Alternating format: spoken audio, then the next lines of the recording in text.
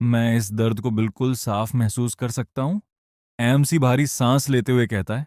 तभी उसके शरीर में सुनहरे रंग की ऊर्जा बहने लगती है। वह अपनी मुट्ठियां भींच कर कहता है, मेरे शरीर की एक एक सेल बेकाबू हो रही है। तभी वह विशाल रेत का कीड़ा उसे नोटिस करता है।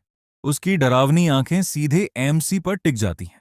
अगले ही पल वह राक्षसी कीड़ा गरजते हुए उसकी तरफ हमला करने के लिए तेजी से बढ़ता है। जियोन गुस्से और जोश में उस रेत के कीड़े से कहता है, आजा साले, मैं तुम्हें दिखाता हूं मेरी ताकत क्या है।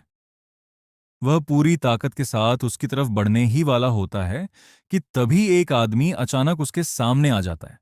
वह ठंडे अंदाज में कहता है, तुम बस रास्ते में आ रहे हो। और अगले ही पल वह जियोन का सिर पकड़कर उसे दूर फेंक देता है। जियोनन हवा में उड़ते हुए दूर जाकर जमीन पर गिरता है। जियोन खांसते हुए उठता है। उसके चेहरे पर साफ हैरानी दिखाई दे रही होती है। वह लड़खड़ाती आवाज में कहता है, ये आदमी आखिर है कौन? फिर दांत भींच कर कहता है, बहुत करीब था। तभी वह दूसरा आदमी गुस्से में कहता है, साला, ये किस चीज का बना है, गिर ही नहीं रहा। हम देखते हैं कि उसके शरीर में एक विशाल तलवार घुसी हुई होती है और उससे लगातार खून बह रहा होता है। तभी वह आदमी अपना पैर उठाकर पूरी ताकत से उस विशाल तलवार पर वार करता है। उस जबरदस्त प्रहार की वजह से रेत के कीड़े पर भयंकर दबाव पड़ता है और अगले ही पल वह विशाल कीड़ा जोर से जमीन पर आकर गिर जाता है। दूसरी तरफ जियोनन मुश्किल से खड़ा हो पा रहा होता है। उसका शरीर दर्द से कांप रहा होता है, लेकिन उसकी आंखें अब भी उस रहस्यमयी आदमी पर टिकी हुई थीं। तभी वह आदमी अपनी तलवार बाहर निकालते हुए कहता है, एक ही वार में इस रेत के कीड़े को खत्म करना, यह एहसास काफी अजीब है। जियोन हैरानी से उसे देखते हुए सोचता है, तो इसे ही अवेकनिंग कहते हैं। उसकी आंखें पूरी तरह खुली रह जाती हैं। वह धीरे से कहता है, मैंने पहले कभी ऐसा अवेकेंड नहीं देखा। तभी उसके पास खड़ी एक लड़की उसका हाथ पकड़कर मुस्कुराते हुए कहती है, इनका नाम जेंग योंग बीओएम है, ये हमारे कैप्टन है। वह लड़की बहुत उत्साहित और खुश लग रही होती है। जाई वॉनन अब भी हैरानी से जेंग योंग बेओम की तरफ देख रहा होता है। उसके मन में बस एक ही बात चल रही थी, उसने उस मॉन्स्टर को एक ही झटके में मार दिया। तभी दूर से वही लड़की आवाज देती है, कैप्टन। तभी कोई कहता है, इससे पहले मेरे गिफ्ट ने कभी इतनी जल्दी काम खत्म नहीं किया। हम जियोन के हाथ को देखते हैं। उसके हाथ पर बर्फ जैसे क्रिस्टल जमने लगे होते हैं। यह देखकर वह लड़की हैरानी से कहती है, क्या तुम जितने दिखते हो उससे कहीं ज्यादा ताकतवर हो?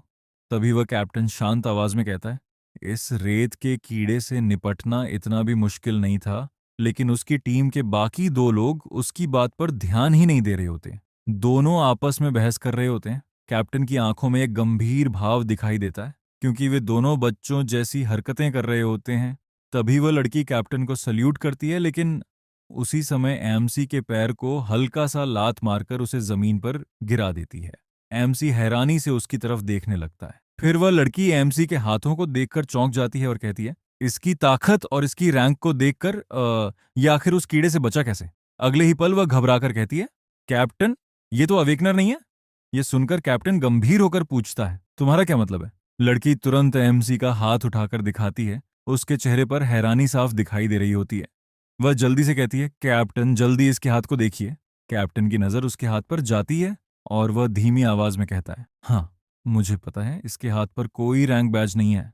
कैप्टन मन ही मन सोचता है, यह लड़का जरूर अवेकेंड हुआ है। दूसरी तरफ एमसी जमीन पर पड़ा होता है। उसके चेहरे पर गुस्सा साफ दिखाई दे रहा होता है। तभी एक आदमी गाड़ी को पीटते हुए चिल्लाता है, वहां खड़े खड़े क्या कर रहे हो? जल्दी चलो, सूरज डूबने से पहले हमें वापस पहुंचना है। उसी समय वह लड़की कैप्टन से पूछती है, कैप्टन, इस लड़के का क्या करना है? उसने अब एमसी को छोड़ दिया होता है। एमसी अपना हाथ पकड़कर बैठा होता है, क्योंकि उसका हाथ दर्द से कांप रहा होता है। लड़की फिर कहती है, अगर इसे ऐसे ही छोड़ दिया तो ये मर जाएगा। तभी कैप्टन उसकी तरफ देखकर हल्के गुस्से में कहता है, तुमने इसका हाथ लगभग तोड़ ही दिया, और अब पूछ रही हो इसका क्या करना है? इसके बाद कैप्टन की नजर धीरे धीरे एमसी की तरफ जाती है और एमसी भी चुपचाप उसकी तरफ देखने लगता है। कुछ पल के लिए दोनों की आंखें एक दूसरे से टकराती हैं। तभी वह आदमी चिल्लाकर कहता है, अरे ओ, इसे गाड़ी में फेंक दो, वैसे भी ये खदानों की तरफ ही जा रहा था। वे लड़की एमसी को अपने हाथों में उठाती है और कैप्टन की तरफ देखकर कहती है, यस सर। और अगले ही पल वह एएमसी को गाड़ी के अंदर फेंक देती है। तभी हमें वह भारी गाड़ी दिखाई जाती है जिसके ऊपर बड़ी बड़ी मशीन गन लगी होती है।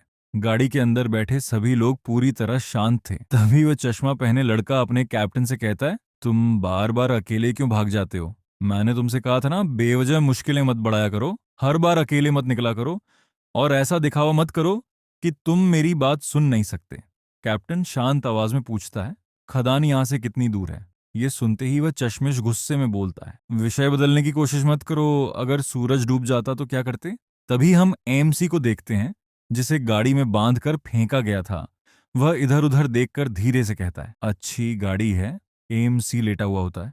तभी अचानक उसके पास की रेत हल्की सी उठने लगती है और अगले ही पल रेत हवा में तैरते हुए सीधे गाड़ी के अंदर गिरने लगती है। ये देखकर एएमसी उठकर बैठ जाता है और अपने बंधे हुए हाथों को देखता है। वह हैरानी से कहता है, रेत मेरी मर्जी के मुताबिक चल रही है। कुछ पल सोचने के बाद वह धीमी आवाज में कहता है, लगता है मैं अवेकेंड बन गया हूं। वह अपना हाथ पास लाकर ध्यान से देखता है और कहता है, लेकिन उन्हें मेरा रैंक बैज क्यों दिखाई नहीं दे रहा? फिर सोचते हुए बोलता है, और इसका रंग भी थोड़ा अलग लग रहा है। ये ऑरेंज नहीं है, इसका रंग तो बिल्कुल रेत जैसा है। तभी हम उसके हाथ पर एक अजीब सी रेखा देखते हैं जो रेत की तरह चमक रही होती है। एमसी मन ही मन सोचता है, रैंक बैज की रोशनी ये दिखाती है कि कोई अवेकेंड कितना ताकतवर है।